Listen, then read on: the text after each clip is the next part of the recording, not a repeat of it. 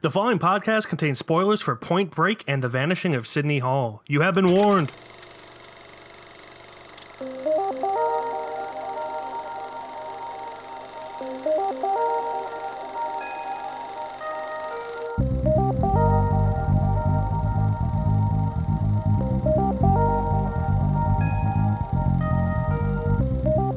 Welcome back, everybody, to KFR News Radio. This is your host, Glenjamin Button, along with your host, Miguel Migusto. That was a bit extra there. Yeah, Sounded like figured it would be a nice little boxing match that we'd have going on. I like it. I really like it. Hey, I got a question for you. I hopefully have an answer. All right. Randy McMurphy is the lead character in which 1970s movie? Jesus, I don't even know. Oh, I kind of know. Who the fuck is that? Yeah, it's your choices are The Exorcist, A Clockwork Orange, One Flew Over the Cuckoo's Nest, and Jaws. Was the leading role? Is that what you said? I believe he's most commonly known as just McMurphy, but to Jaws? No, it's One Flew Over the Cuckoo's Nest. But that's okay. That's the first one I got wrong. Yeah, not even I knew that. Not even I knew that. So how you doing? How's everything going? I'm surviving the trek. We had a little hiatus there where I didn't watch almost jack shit.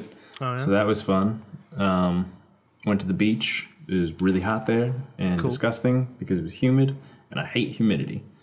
Me too. Did you see any movies at all, or just? So I've seen it before, but rewatched it with my mother and stepdad. Fool's Gold with Matthew McConaughey. Oh no! Yeah, I think that was the movie he made before the reconnaissance. Yeah, no, absolutely. It was during his romantic rom-coms going on. That was the movie where he was just like, "Fuck, I got to do something better than this." Yeah, he had a couple more after that, but definitely Ghost of Girlfriend's Past. That's it. Yeah. But that was still not a fantastic movie. It's all right though. Real dumb for sure. Since then, I've watched a couple episodes of That 70s Show. Jumped back into that wagon again for just wasting time TV. Back on my Avatar, The Last Airbender, and watching The Rest of Friends. Basically, I'm trying to knock out my fucking TV shows that I've been putting off. Cool. Since then, it was just our movies. I saw, let's see, with our movies included, 9 movies in the past 2 weeks. Yeah, it's quite a bit. That's 4.5 movies each. Yeah, really. I started off with Spider-Man Homecoming, which I only watched because I had a $10 off IMAX ticket for Spider-Man Far From Home. It always helps.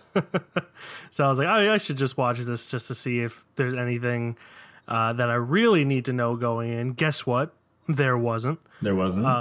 Yeah. I mean, not from Homecoming, from Endgame and stuff, yeah, but not Homecoming specifically. So it's a good thing I didn't pay for Homecoming. Yeah, they're both okay. I liked the Mysterio character, but it got old fast, kind of, in my opinion. I understand that. But yeah, they're both enjoyable movies. I understand why people like them, but not my cup of tea, as we all know. Nope, not even a pot. Nothing. Then I saw the train wreck that was The Lion King, and it is terrible. You know what's really funny? And made me angry. There's a lot of people saying how not good it is, and like they complain about it, and they keep like saying like, "Oh, Disney needs to stop making these movies." Well, if you're giving them the money, then you're defeating the purpose of your shtick there. Yeah. Like I just haven't seen it. I don't want to see it. They need to stop making live action movies. I mean, I just wanted to. I don't really. They're gonna do what they want, really. The only thing that was annoying to me is that they went for realism over emotion. So the lions, all of the animals, with the exception of Rafiki, because he's a baboon, none of them emote at all. None of them have reactions on their faces for anything. So why the fuck? Whose idea was that? That doesn't make any goddamn sense. Why would you the CGI is great, but you took one of the most emotional Disney cartoons and made it just blank. and terrible, and just not good. It is the worst movie I've seen this year.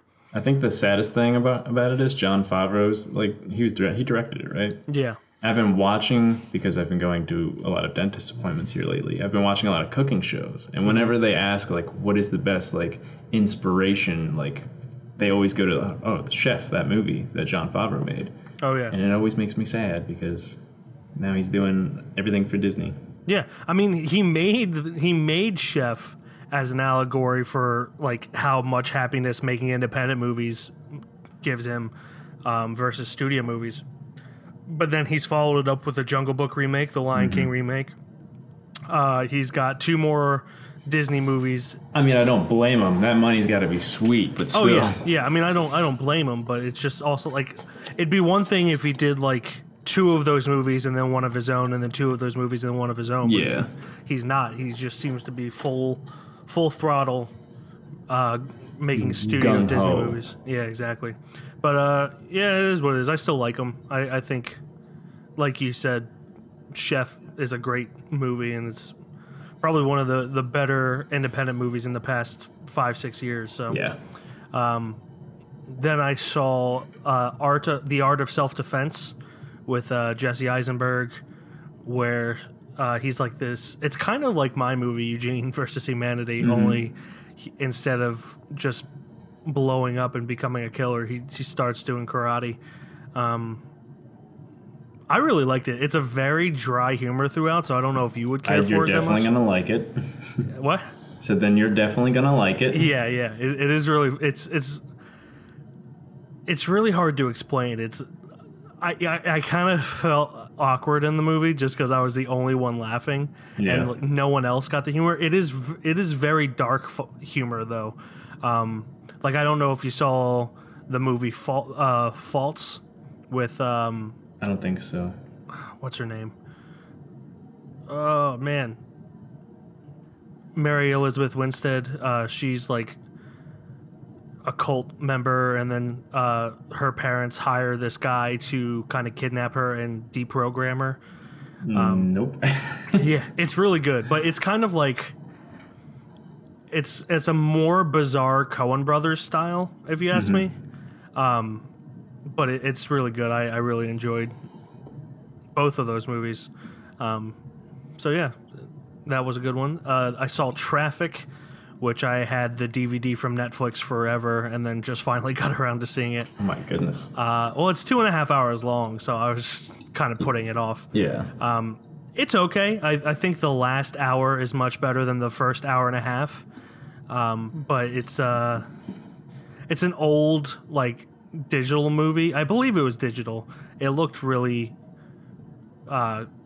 crappy quality. I mean, it was clear, but it was just, you know, it had a lot of grain and yeah, understand and shit. But yeah, it is what it is. It was fine. Then I watched Crawl, the movie with the alligators. Yeah. It was okay, but I really Sharknado in Alabama. Yeah, I really appreciated, like, everything made sense. Like, nothing was an extremely dumb decision. Yeah. With the exception of why her dad was down in the crawl space during a hurricane anyway, but they also were unclear of how long he was down there. Yeah. So it's one of those things where he could have been down there for like a day or so, and you know, he just got stuck down there. They never clear that up. Other than that, everything like makes sense. They make decisions that aren't overly stupid, but it's just jump scares really. Gotta love them. Yeah, it's fine. It's not as much as a lot of other horror movies, but yeah, it was better than I thought it was going to be, but it's still not that great. And then finally, I saw Once Upon a Time in Hollywood. Yeah, I'm trying to get myself to go around to see it. Yeah, Quentin Tarantino's new movie. It was slow moving, but I really enjoyed it. The ending really is crazy. Sounds like one of his movies. Yeah, exactly. So it's good. I really liked it. I don't want to say too much because I don't want to give too much away. But it didn't feel like a Quentin I would hope so. Yeah, it didn't feel like a Quentin Tarantino movie until like the end. Yeah, it doesn't seem like it would be, like from the trailers and such. Yeah, but it was still enjoyable. I like that he's kind of trying something different. Yeah, and it was kind of relatable to watch an actor who's kind of past his prime, which is the character Leonardo DiCaprio plays. It was fun to watch. So yeah, there's a lot of articles on that movie about how like misogynistic it is. Is this true? Because I also would say that it's taking place in what, the 50s, 60s. So like it makes sense. I don't see how. Yeah, I've seen a good few. The only thing is Quentin Tarantino still has this thing with feet. Okay, classic, man. Yeah, I don't see the only thing I could see is that people are projecting their feelings or how they think what it's trying to say. Yeah. The only thing that I can think of is that no woman really sticks up for themselves, but they're never put in a situation where they kind of have to. Yeah. And then the one time that they do stick up for themselves and then run away. But I mean, like, if probably some clickbait. If you're facing someone who's trying to hurt you and then you are able to knock them down and knock them out, I would run away too. Like, I'm probably bigger than most people that would try to attack me. I would knock them down and then run away. But I don't know. I'd have to read one of those articles just to see what they're saying. There's probably more clickbait than anything. Yeah, it didn't strike me as that other than the feet thing, but that's just Quentin Tarantino. And the one thing I really did like, though, Margot Robbie plays Sharon Tate, and with every other character... Actually, no, that's not true. It is true. With every other character, like, if they put them into old movies, they put the actual actor into old movies. They put Leonardo DiCaprio into a movie instead of having the actor who's normally there. Yeah. But with Margot Robbie playing Sharon Tate, they just had Sharon Tate, which I don't know if you know anything about Sharon Tate, but she's one of the people that was killed by the Manson family.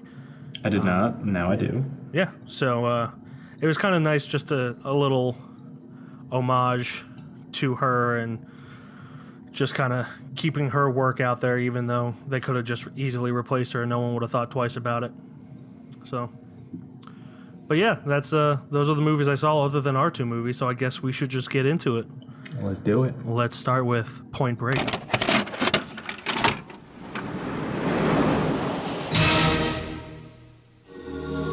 On the coast of Southern California, you can only surf, party,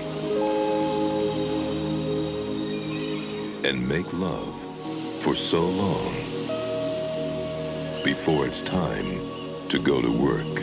Rock and roll. Oh man, we're going Swayze over here. It's crazy for Swayze. So Point Break, directed by Catherine Bigelow, stars Patrick Swayze, Keanu Reeves, Gary Busey, and a handful of other people. Written by Rick King and W.P. Iliffe, is about the story of an FBI agent who goes undercover to catch a gang of surfers who may be bank robbers. Short and sweet. Yeah, short and sweet.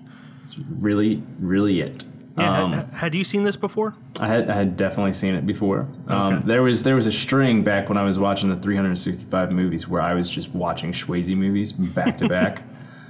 And that's what it seems to be that we're doing on KFR now. I'm hoping that this is it. Joke's on you. Oh, no. Get ready. But no, this movie is classic, one of those classic 80 movies that people reference from time to time. I'm sorry, 90s. It is early enough in the 90s where I still consider it like an 80s style. Yeah, it's definitely there for sure. Yeah. Rewatching it again, I mean, it's one of the guilty pleasures to me. It's definitely not a good movie. Or a great movie, I should say. Not at all. It's not a great movie. It's a guilty pleasure for sure, just like Roadhouse. Except it was fun. More. It's definitely fun. I'll give it that. Johnny Utah is quite possibly the worst FBI agent the ever. most terrible name, for sure. It's a terrible name, and he's a terrible FBI agent. Like, he does everything wrong. Like, Bodhi, I am an FBI agent. That line kills me, man. yeah, Johnny Utah, they know. The fact that you can't tell that they know shows that you're a bad FBI agent. One thing that surprised me is Gary Busey is actually pretty good in this. I was expecting him to be like absolutely insane. Like Gary Busey. Yeah, Gary Busey. I don't know if this was pre or post motorcycle accident. It was, I believe, pre. Yeah, but he was actually pretty good. And Keanu Reeves, I love Keanu Reeves, so I want to preface this by saying that. But he's not a great actor. Thank you. I don't want to be, I never want to be that person to say that. Yeah, I mean, I love his like movies. He's fantastic in John Wicks and stuff like that. Yeah, he's good in movies where he's not supposed to have a lot of emotion. Yeah. That being said, there are moments where he's doing his best acting, but then there's also moments where he's doing his worst acting. Yeah. Like, it's all over the place. Like there's parts where I'm just like, oh, okay, he's definitely doing well now, and then it's just, I'm an FBI agent. It's really all over the place. Yeah, it's and it's one of the things that really holds the movie back. Other than the premise. It's plot. But yeah, the stunts is like obviously the newer version of Point Break. That what was it, 2015 or so. 20 did way better with the stunts but for back then the stunts, they were pretty good in this movie. I could have done with probably 90% less surfing montages. Oh my god, yeah. My favorite part is when they're like on the beach and it's Keanu and Lori Petty just looking at Patrick Swayze surfing, and they're like, "Who's that?" "That's Bowdy." And then like he's surfing all these waves, but anybody who goes to the beach knows that waves come in like at least forms of 15 seconds. He's just riding continuous waves after waves. Yeah. That's hilarious. Not only so that, these guys are literally standing there watching him for like 5 minutes surfing. Yeah, not only that, but you can tell it's a stunt double. Like, it does not look like Patrick Swayze at all. Patrick Swayze in the hair, man. I'm fairly certain that the person who is his stunt double played someone else in the movie. I don't know the name. It could be possible. Maybe it was Nathaniel. Yeah, I'm not sure, but someone else was riding those waves as Patrick Swayze, and then he showed up later, and I'm just like, what do you do? What? If you're gonna have a stuntman whose face is obviously shown, who's supposed to be one of the main characters, don't also give that person a walk-on part. Yeah. And then Anthony Kiedis showed up with just the worst hair. Absolutely garbage hair. Yeah, man, the hair. There's a lot of hair in this movie. Yeah, Anthony Kiedis' hair was like Mr. T mixed with like surfer Rastafarian shit. I don't even know how to explain it, but it was awful. But as soon as his face showed up, the first time you see him, it's like an extreme close up. I'm like, oh, it's Anthony Kiedis. It was those three dudes that they just had the worst hair, and then the one dude had like a biker goatee or something like that. Yeah, Bunker, the guy who played Bunker. Yeah, but he was just a terrible FBI agent. Like, I was as annoying as it was, until they were arresting him for what was obviously a hostage situation, where like he wasn't accomplished the murder; he was a hostage in that situation, and they were arresting him. But up until then, I was completely on John C. McGinley's side, who is his boss. I'm just like, yeah, you're fucking up, dude. And then they were arresting him for that bank robbery where the off-duty police officer was shot. I'm like, this is obviously a hostage situation. Like, he also got shot, so how is this his fault at all? Yeah, there's a lot to unpackage there. Yeah. But as far as I'm concerned, that's some 90s logic, 80s, 90s logic. So overall, I did enjoy it. I thought it was fun. I enjoyed it more than Roadhouse, although I gave them both the same rating. But this just like slightly tipped over the edge for me. I think it really helps with all the stunts, and that's a big part of it. Yeah, and I think for me, like, this wasn't as hyped up as Roadhouse was, and when I went into Roadhouse, I was expecting something absolutely batshit insane, and it just wasn't. But this was pretty much what I expected to be, a subpar 90s action movie that doesn't really make sense, but it's just kind of fun. But yeah, it is what it is. Catherine Bigelow directed, who went on to be the first female to win an Oscar for directing. She did that for The Hurt Locker, and she won 2 for The Hurt Locker, 1 for Best Motion Picture as well. But yeah, she's a great director. Mm-hmm. And this was her 6th movie, it looks like, 4th feature. Although it was executive produced by James Cameron, which I did not like to see. Yeah, I saw that too. I'm like, ooh. Oh, no. There's a name. Yeah, I'm not a fan of James Cameron, but I think we all know that. I'll be honest, I don't have too much to say, but it's really hard to review movies from the 80s and 90s like these ones, at least, the action ones. It was a fun movie. It's over the top. It's Keanu Reeves, Patrick Swayze, the most handsome people in the 90s and 80s. I feel like the ending really fell apart. Yeah. Where it just didn't make sense at all. I was like, what are you doing? What is going on? and just wanted to ride that wave, man. Yeah, ride that wave. That part I could have dealt without. And then just to show that he didn't learn anything, Johnny fucking Utah let a international fugitive go to surf a wave. Yes, he was going to die, but guess what? When you're an FBI agent, your job is to bring someone in alive if possible. And not he had to Johnny Utah. He had him, and he let him go. So Johnny Utah learned nothing throughout the entirety. His partner died. His girlfriend almost died. Many people that he hung out with, that he was doing undercover cop stuff with, died. And he learned at the end of the day, absolutely nothing. You can't beat bromance. Bromance has to die the way it needs to die. And if it's by a 75-mile wave, let it be. You know? Yeah. What? This movie was also known as Johnny Utah. So I think it had a working title just of Johnny Utah. Utah. Even what's funny is even professionally he went by Johnny. Yeah, not Jonathan. Like John Utah. It doesn't sound much better, but it is what it is. But Utah is obviously just a fake name. Mm-hmm. So I don't know.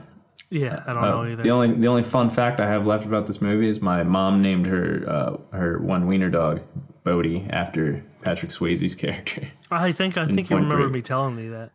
Which is hilarious. That is pretty hilarious.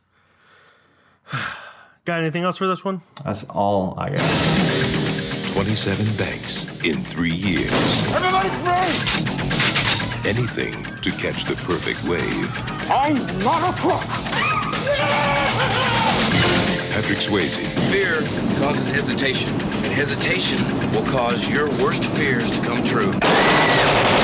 Keanu Reeves. You think I joined the FBI to learn to surf? Point Break. Adios, amigo!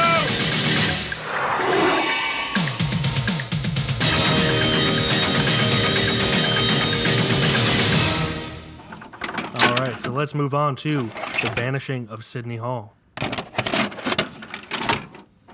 Tell me if this sounds familiar. A man walks into a store. He searches for a certain section of books. He takes out a can of lighter fluid. I know why he burned the books. Why? Because he wrote them. Sidney Hall, one of the best writers of our time. I've been searching for him for years. wonder if you know this man. Sidney was one of our brightest students. He was brilliant. What if I wrote a novel? What would it be about? Is your name Melody? No, wait. Why do you keep running away from me? Because it's fun.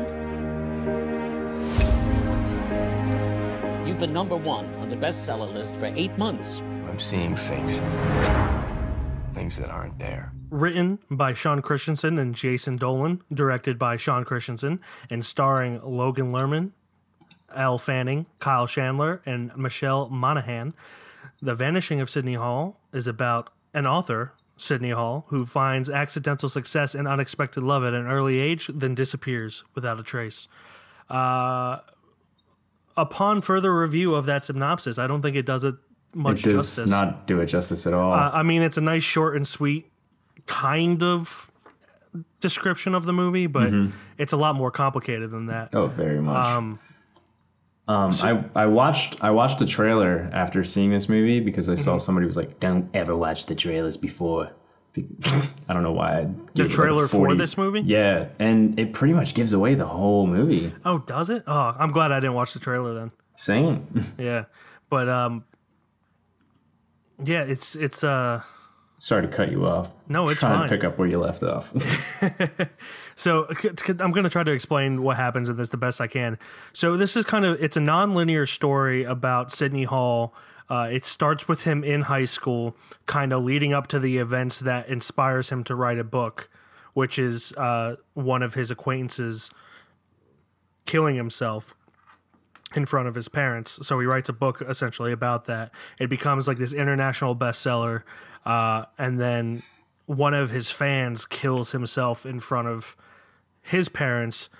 And they kind of just assume, well, rightfully assume, because the kid was obsessed with this book, that this was the inspiration for that. And this kind of makes him spiral into like this depression. He also has a brain injury that takes part of it. Kind of accelerates his depression and hallucinations. Also, his wife dies, which accelerates that too, but you don't find that out until the end.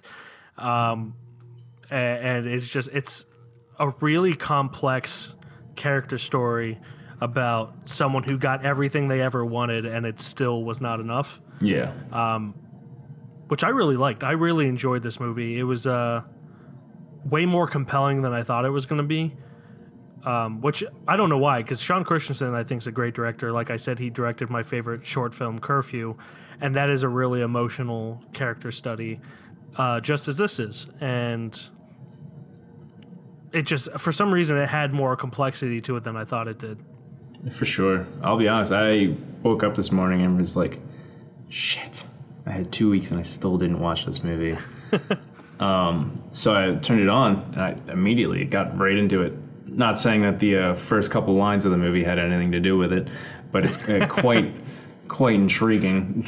Yeah, definitely. Honestly, I was a little annoyed. It literally could have went two different ways from the opening lines. Yeah, the opening line, he's like essentially writing this thing about like. I have it right here if you want me to quote it. Yeah, go for it. Gloria. She had a virginal quality that contrasted with her ice, cool outer shell. Yeah, she was a bitch for sure. Her breasts, her cheekbones, her legs. She saw that in the mirror every morning and was well aware of the power they held for men. No one could touch her or intimidate her. I once saw Brad Dorsey, the captain of the soccer team, crying by his locker. She had dumped him after one date and took his balls with her. From that day forward, he never played sports again. And it goes on from there. Yeah. But it's just about masturbating and ridiculous about him being in sixth grade masturbating to her and shit like that. I'm like, oh, this could go literally two different ways. And when I heard that, I was like, oh, Sean Christensen, what is you doing? Oh, baby, what is you doing? What is you doing? But then you find out that he's just kind of fucking with his English teacher, which made me love the character, like, even more right away. Not that, I condone that or anything, but in a movie, I think it's hilarious. In real life, you're just being an asshole. But it's, I was really worried when that was happening. And then when they revealed that he was reading that in front of an English class, I just started laughing. Yeah, well, especially when you find at out. that moment, you're sitting there, you're thinking, oh, this could either go very poorly the rest of the next 2 hours, or hopefully better. And it gets a lot better. It picks up so fast. Oh, definitely. Not like pace wise, but like it gets better as a movie as a whole. Definitely. Especially with the characterizations and everything like that. Yeah. But I really thought the character of Sidney Hall was fascinating. You know, it is a little predictable what's going to happen, especially at the book signing. But I don't think they're trying to hold it back. Yeah. I think that part's supposed to be, predictable. But it just gets more compelling with that, with like, you know, just the mention at the doctor when he gets an MRI, they're like, oh, you have a lot of scar tissue. Did you get brain damage? But before he can answer, he just leaves the doctor's office. You find out later he did have a brain injury that was never treated when he had a fight with his mom. And it's just a whole bunch of stuff like that. They withhold just enough information, but give you just enough information to keep you hooked. Yeah, you're always sitting there like, are they ever going to get back to that? And they finally do, all pretty much at the end of the movie, and it's a nice little wrap-up. Yeah.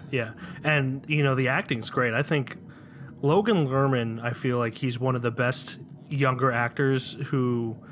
He's really good at playing sad. Oh, yeah, he was fantastic in this movie. Did you see Perks of Being a Wallflower? Yes, I did. He plays like this depressed wallflower, if you will. That's kind of the whole point of the movie, and he plays that very convincingly, and he did that in this. Regarding his character and Elle Fanning's character, the only thing I wish is when they were older, I wish they did more to make them look older. Yeah. Because they still look like they're in high school, just wearing like adult clothes. When Logan Lerman had a beard, and longer hair, it kind of scared me because he looked like, for a solid half an hour, I'm sitting there like, who the fuck does this guy look like? He looked like Jared Leto. Yeah, a little bit. It's weird. Definitely. And kind of going back to throwing hints your way, this entire time they're saying he's up for the Pulitzer Prize, but he's worried he's going to lose out to this one guy whose name I can't remember. His first name is Francis, I know that. Francis, oh, god damn it. Is it Brown? No. And of course IMDb has him as the Searcher. Yeah, so I mean, that's necessary. It's like Francis Pope, or Pope Francis. That's Pope Francis. Yeah, so Pope Francis, he's worried he's going to lose the Pulitzer to Pope Francis. You find out later that he does. But this guy who is going around flashing a detective badge, following his... Because I don't know if I said it, but he goes around burning his own books in libraries in the country because he thinks that they should not be bought or read. And Kyle Chandler plays this guy who you think is a detective the whole time following him, and then you find out that it's just the author that beat him out for the Pulitzer. Bishop. Francis Bishop. I was so close. Yeah, and you were close, Pope and Bishop. It was gonna kill me. Yeah, so I thought that was a really cool, yeah, that whole wraparound was so nice. Yeah, especially because it seems like this cliche, oh, he's being hunted by this detective. The detective's going to be obsessed with him or whatever, and he's kind of obsessed with him, but for a completely different reason. He just wants to write a biography about him. And I don't know about you, but when everything is kind of wrapping up in the last 20 minutes or so it is so emotional that it is. It kind of hits you like that last half an hour to 45 minutes, man. That was so good. Like, you find out why his high school acquaintance killed himself. You find out everything comes full circle. How his wife died. You find out why he is kind of a nomad at this point, just wandering across the country with no money, no name, etc., using pseudonyms and all that. And it's a really powerful punch at the end, and I could see why some people would probably turn it off before then. Although I found it very interesting, I could see why others wouldn't. But that payoff is definitely worth it if you do find it a little slower. Yeah, it's interesting, how many not good reviews I'm seeing for this. I'll be honest, I love this movie. Yeah, I thought it was too. fantastic. Same here. And then there's people just spamming how predictable it is and how just everything like that. I'm like, I feel like a lot of people nowadays, especially with people trying to be smarter than movies, to them, predictable is synonymous with bad, and that's just not the case. Yeah. Marvel movies are extremely predictable, but I wouldn't say they're bad. Yeah. I would say they're definitely not for me, but I can understand why people like them. And I feel like a lot of people just... And I feel like that's another reason why M. Night Shyamalan gets a bad rap, because a lot of his movies, while kind of hiding behind a twist, the twist is often predictable. And it's just...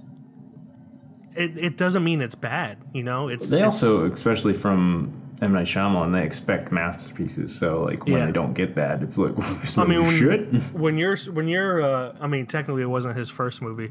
When your second and third movie is Sixth Sense and Unbreakable, I could understand why people... It sucks for you, but I can understand why people are expecting masterpieces, because both of those are masterpieces. But yeah, like, just because you predicted a movie does not necessarily mean it's bad. I can understand it making it less enjoyable for you. Yeah. But this, to me, did not strike as the kind of movie that was... all of its worth is in the twist. Because I don't really think there is a twist in this. Like, I mean, it's pretty blatant, straightforward stuff. Yeah, like, you're very aware that Brett Newport at some point, who's his high school acquaintance, you're very aware that he killed himself. You have an idea that he inspired the writing of the book. And then also with his wife not being anywhere around, you kind of assume she has died too, or is so estranged that she doesn't even care that he's no longer around. Yeah. So yeah, like, none of it's really hiding, in my opinion. So I don't understand what the big deal is about it being predictable. Yeah, no, I don't get it either. So, I mean, it is what it is. People have their opinions. We have ours. So there's that. Definitely. I thought the cast in this was brilliant. Yeah. Like, everyone, pretty much. Yeah, Nathan Lane, I thought was going to be... I thought he was going to be distracting, but he wasn't. He blended in very well. Yeah. Especially even though he wasn't wearing pants. Yeah. Even during the press conference after the fan kills himself, like, I was like, oh, okay, this is going to be humorous because it's Nathan Lane, and it wasn't. I mean, it was humorous for other reasons, just because he was blatant, like, yeah, I don't give a shit. Yeah. But it wasn't like Nathan Lane being all over the place. I thought the music was fantastic. The score is by Darren Moritz. I thought it was great score. Sean Christensen, as usual, was great. Daniel Katz did the videography or cinematography, and Michelle Monaghan, Tim Blake Nelson. Yeah. Everything's solid in this entire thing. I always like Kyle Chandler. Yeah, no matter Kyle what Chandler's great. Yeah, he's a good supporting character. I mean, he'd probably be good as a lead character too, but he's definitely good supporting. But yeah, I don't have much to say. This is a fantastic movie, and you should check it out if you haven't already. Just don't listen to the critics while watching it, and don't watch the trailer. Yeah, exactly. Just go into it. Go into it blind. Don't even listen to us. Go into most movies blind. Yeah, honestly, I'm trying to do that. Like, now that I'm not like usher or anything at Regal, I just jump into a movie. Yeah, like I try to. I might see the first trailer, but past that, I try to avoid anything else. It's also my fault why I don't go see movies that often, because I'm like, oh, that looks all right. Yeah, I mean, that's why I just kind of look at Fandango. Yeah. A lot of times, like, I'll if I'm hooked on a trailer in the first 30 seconds, I'll just like turn it off. Like, for instance, It 2 for me.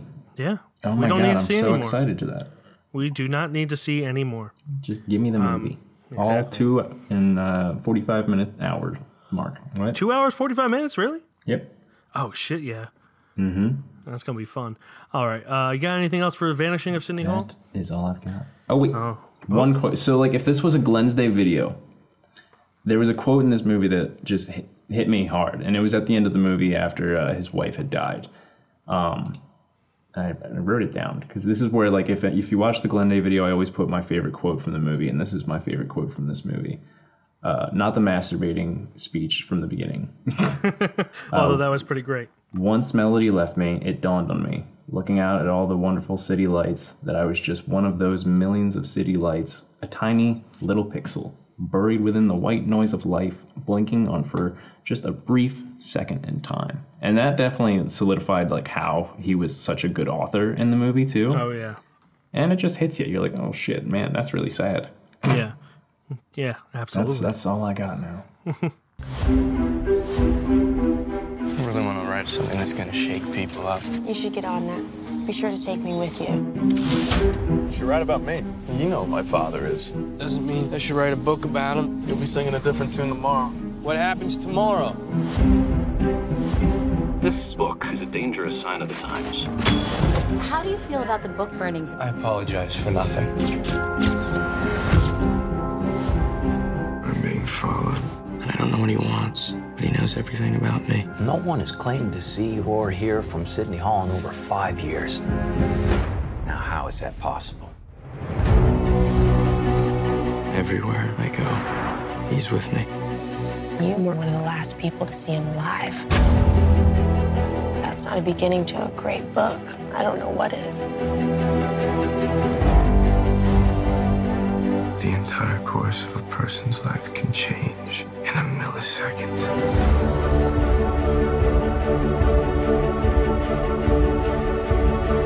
This has to end. Sidney, what's going on? What is this? It's not what you think. Give me the information about Sidney Hall, and you will never see me again.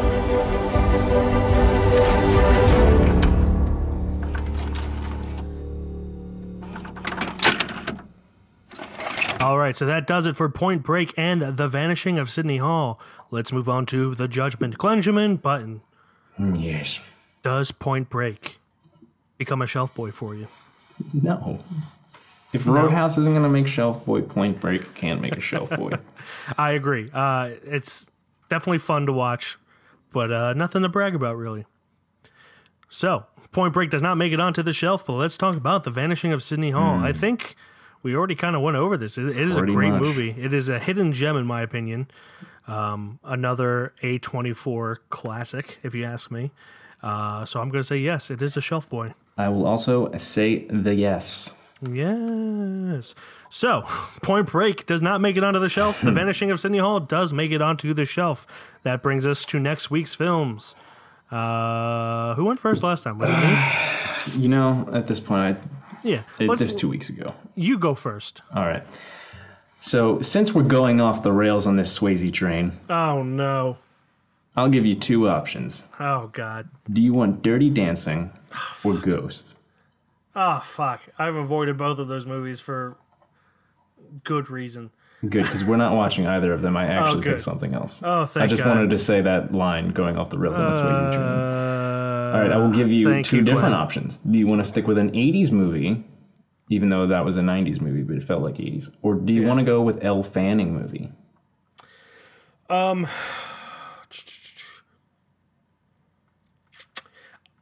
I think... I don't know if I've made it clear. It's not 80s action. I'll give you that. It's not 80s action. 80s drama. 80s drama.